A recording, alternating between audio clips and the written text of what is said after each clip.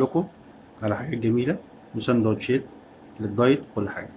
احنا عندنا زيتون، كوباية ونص زيتون اسود وكوباية ونص زيتون اخضر، وجبنا الخلاط بتاعنا وحطينا الزيتون الاسود وحطينا، دي الكاميرا كده وقعت مني عشان تبقوا عارفين.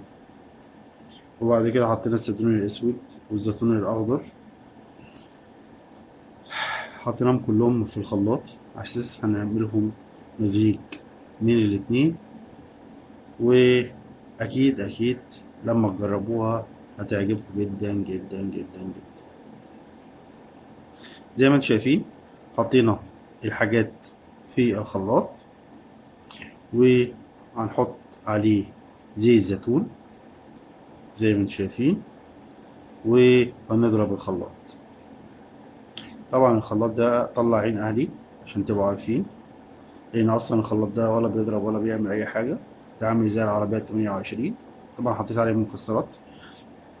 بنحط نقعد بقى ايه، حطينا عليه فلفل، وهنقعد بقى ايه نعمل الخلاط طبعا عمال يزيق بتاع، فاحنا اضطرينا بقدر الامكان ان احنا نطحن. طفينا الكاميرا بتاعتنا عشان نشوف هيمشي ازاي. حطينا طبعا عليه حبة زيت زيتون تاني عشان نحرك المسائل. انتوا عارفين الزيت يعني مفيد في الحاجات دي كلها، طبعا مش عايز يمشي. قعدت احاول بقدر الامكان ان انا انزل هنا وانزل هنا، بس زي ما انتم شايفين الخلاط معصلك زي العربية بالظبط. بس هنعمل ايه، انا وراه والزمن طويل، يا يشتغل يا ما يشتغلش. طبعا جبنا حوالي 4 فصوص توم وحطيناهم على الخليط بتاعنا.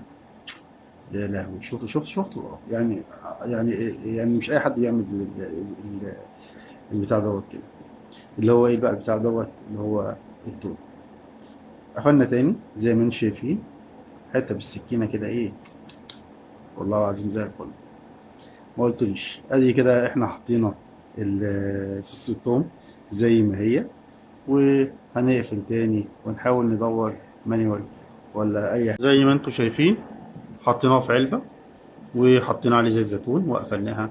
طبعا هنعمل سندوتش وناكله طبعا، واي حد بيحب التوست يحط عليه التوست وياكله، وبالهنا والشفا. السلام عليكم ورحمة الله وبركاته. ما تنسوش شير